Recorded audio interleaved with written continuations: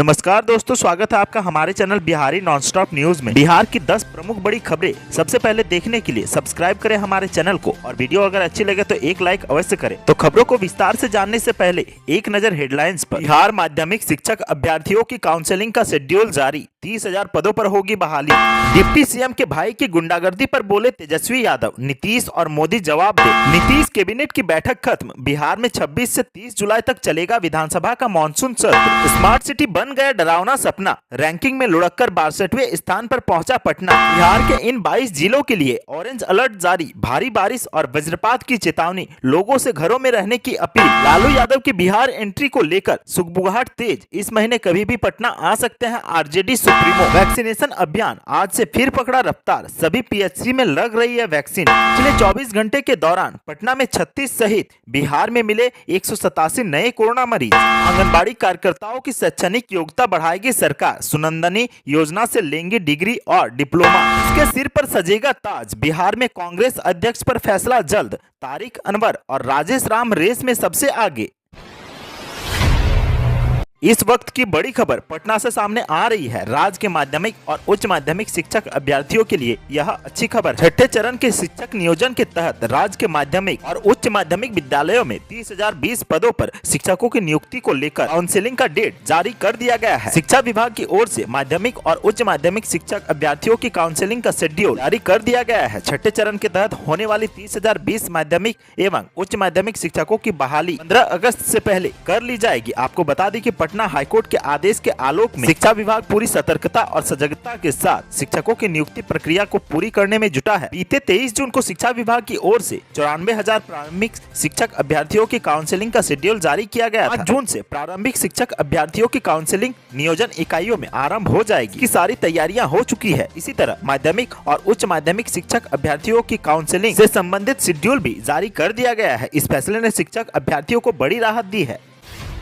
बिहार के deputy CM Renu Devi के भाई रवि प्रसाद उर्फ पिन्नू के कारनामे को लेकर बिहार के नेता प्रतिपक्ष तेजस्वी यादव ने मुख्यमंत्री नीतीश कुमार और देश के प्रधानमंत्री नरेंद्र मोदी से जवाब मांगा है। राजधानी पटना के पटेल नगर इलाके में करोड़ों की जमीन कब्जाने को लेकर तेजस्वी ने मोदी नीतीश से कहा है कि भाजपाइयों की गुंडागर्दी पर पीएम और सीएम को बोलना चाहिए। दरअसल पटना के पटेल नगर इलाके में करोड़ों की जमीन पर जबरदस्ती कब्जा करने की कोशिश को लेकर तेजस्वी ने लिखा कि जंगल राज के रखवाले दिल्ली वाले बिहार के कथित मुंहबोले चुनावी बेटा को भाजपाइयों की गुंडागर्दी पर बोलना चाहिए। डिप्टी सीएम का भाई हथियारों से लैस होकर दिन दहाड़े पटना की कीमती जमीनों को कब्जा कर रहा है, जबकि जमीन मालिक विरोध करते हैं तो कहता है कि इन्हें उठाकर डिप्टी सीएम आवास ले चलो। दरअसल बिहार के डिप्टी सीएम और बीजेपी की कदावर महिला नेत्री रेणु देवी के भाई रवि प्रसाद उर्फ पिन्नू पर राजधानी पटना के पटेल नगर इलाके में करोड़ों की जमीन कब्जा करने का आरोप लगा। जमीन मालिक ने सीएम से लेकर तमाम आला अधिकारियों को दिए गए शिकायत पत्र में कहा है कि डिप्टी सीएम के भाई पन्नू हथियार से लैस होकर पूरे अमले के साथ उनकी जमीन पर पहुंचे और कब्जा करने की कोशिश की। जब जमीन मालिक ने विरोध किया तो पिन्नू ने कहा कि इसे उठाकर डिप्टी सीएम आवास ले चलो। ये वही पिन्नू है जिसने 2 साल पहले बेतिया के एक दुकानदार की सिर्फ इसलिए बर्बर पिटाई कर दी थी क्योंकि वह स्वागत में उठकर खड़ा नहीं हुआ था। वैसे डिप्टी सीएम रेणु देवी ने कहा है कि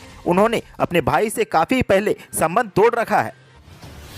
इस वक्त की बड़ी खबर पटना से सामने आ रही है। मुख्य सचिवालय में चल रहे नीतीश कैबिनेट की अहम बैठक खत्म हो गई है। बैठक में 10 एजेंडों पर मुहर लगी है। बिहार के द्विसदनीय राज्य विधानमंडल का मानसून सत्र 26 जुलाई से शुरू होने जा रहा है। मानसून सत्र 30 जुलाई तक चलेगा। माना जा रहा है कि कोरोना संकट की वजह से मानसून सत्र छोटा रखने का निर्णय लिया गया है। शुक्रवार को बिहार के मुख्यमंत्री नीतीश कुमार की अध्यक्षता में हुई मंत्रिपरिषद की अहम बैठक में कई एजेंडों पर मुहर लगी है। महत्वपूर्ण बैठक में कई अहम फैसले लिए गए हैं। आगामी विधानसभा सत्र को लेकर कैबिनेट की बैठक में चर्चा हुई है। कैबिनेट सचिवालय की ओर से मिली जानकारी के मुताबिक बिहार विधानमंडल का मानसून सत्र 26 जुलाई से 30 जुलाई तक आयोजित होने वाला है। बिहार विधानसभा के तृतीय सत्र और बिहार विधान परिषद के 198 सत्र के औपबंधिक कार्यक्रम की स्वीकृति दी गई। जानकारी नीतीश सरकार में पंचायती राज विभाग के मंत्री सम्राट चौधरी ने शुक्रवार को दी है। मंत्री सम्राट चौधरी ने कहा कि मुख्यमंत्री नीतीश कुमार की अध्यक्षता में कैबिनेट की एक बैठक में यह निर्णय लिया गया है।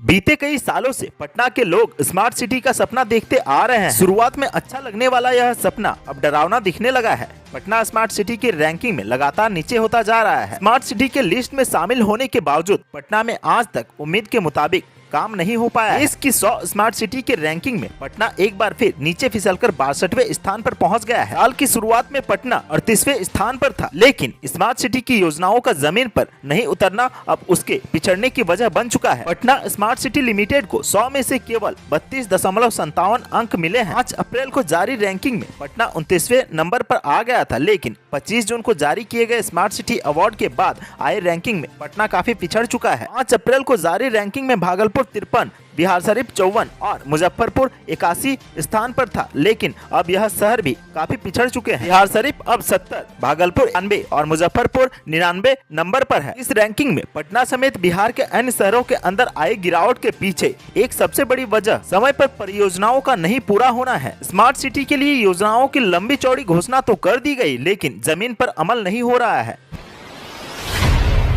बिहार में मानसून की दस्तक के बाद लगातार तेज बारिश और वज्रपात का सिलसिला जारी है। मौसम विभाग लगभग हर दिन के लिए अलर्ट जारी कर रहा है। इसी कड़ी में बीती रात से ही बिहार के कई जिलों में मूसलाधार बारिश हो रही है। इसी को देखते हुए सूबे के 22 जिलों में भारी बारिश का अलर्ट जारी किया गया है। इन जिलों में 100 से 150 मिलीमीटर बारिश भी हो सकती है। साथ ही कुछ जगहों पर 200 मिलीमीटर तक अति भारी बारिश भी हो सकती है। पटना मौसम विज्ञान केंद्र की ओर से अलर्ट जारी कर बताया गया है कि ट्रफ रेखा बिहार से होकर गुजर रही है। साथ ही सूबे के उत्तर भाग में पूर्वा हवा नमी लेकर आ रही है। इस वजह से राज्य के एक भाग में जहां भारी बारिश हो सकती है, वहीं दक्षिणी भाग में अभी 2 दिन गर्मी और उमस की स्थिति बनी रहेगी।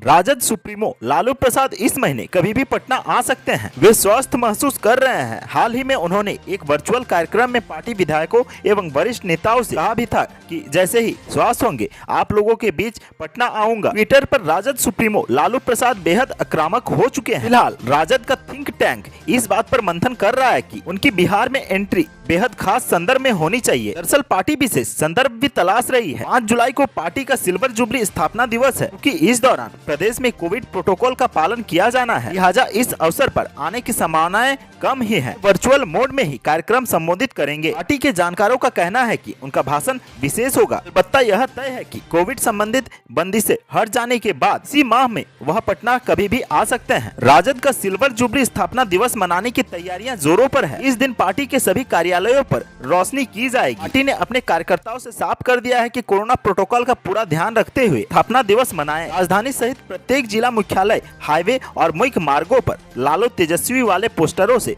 पटना को सजाने की योजना है। अगर सब कुछ ठीक ठाक रहा तो स्थापना दिवस के समारोह के वर्चुअल मंच पर राजद से कई नामचीन हस्तियों को जोड़ने की भी योजना है।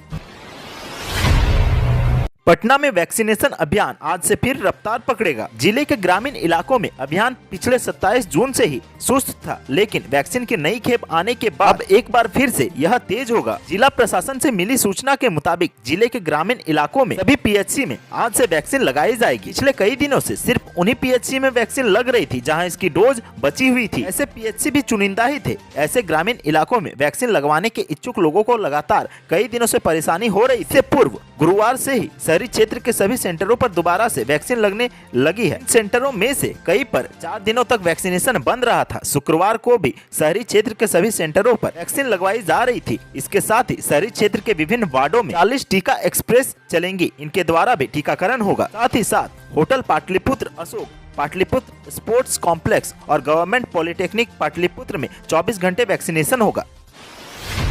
पिछले 24 घंटे के दौरान पटना सहित राज्य के 37 जिलों में 187 नए कोरोना संक्रमित पाए गए हैं। राज्य जमुई ऐसा जिला है जहां एक भी नया कोरोना का केस नहीं मिला है। शेष सभी 36 जिलों में 10 से कम नए कोरोना संक्रमित पाए गए हैं। वहीं पटना में 36 मरीज मिले हैं।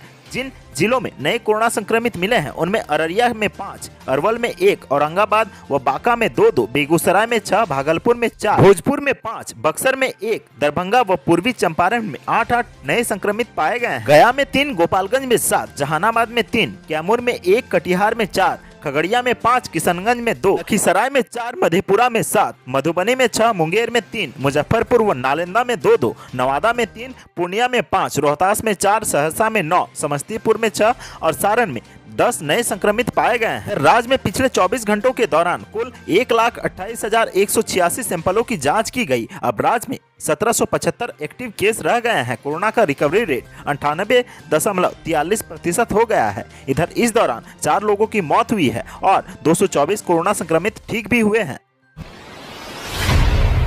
समाज कल्याण विभाग ने आंगनबाड़ी कार्यकर्ताओं की शैक्षणिक स्तर में सुधार लाने की दिशा में अब एक नई पहल की है। इसके लिए राज्य में सुनंदनी कार्यक्रम की शुरुआत की गई है, जिसके तहत आंगनबाड़ी कार्यकर्ताओं को ईसीसी विषय पर 6 महीने का सर्टिफिकेट कोर्स एवं 1 साल का डिप्लोमा कोर्स कराया जाएगा। गुरुवार को राज्य के अपर मुख्य सचिव समाज कल्याण विभाग ने सुनंदनी कार्यक्रम को वर्चुअल शुरुआत की है। समाज कल्याण विभाग के अपर मुख्य सचिव अतुल प्रसाद ने कहा है कि सुनंदनी कार्यक्रम की शुरुआत से आंगनबाड़ी कार्यकर्ताओं का शैक्षणिक उन्नयन के साथ उनका क्षमतावर्धन भी होगा। सुनंदनी कार्यक्रम के तहत आंगनबाड़ी कार्यकर्ताओं को सर्टिफिकेट कोर्स एवं डिप्लोमा कोर्स करने का मौका मिलेगा, जिससे उनकी सेवा प्रदायगी की गुणवत्ता भी बेहतर होगी। इससे बड़ा लाभ समुदाय को मिलेगा। आंगनबाड़ी कार्यकर्ताओं की योग्यता एवं क्षमता में बढ़ोतरी होने से समाज कल्याण की मूल अवधारणा को फलीभूत करने में मदद मिलेगी। इस कोर्स के माध्यम से आंगनबाड़ी कार्यकर्ताओं के शैक्षणिक उत्थान एवं उनके कौशल में विकास संभव हो सकेगा।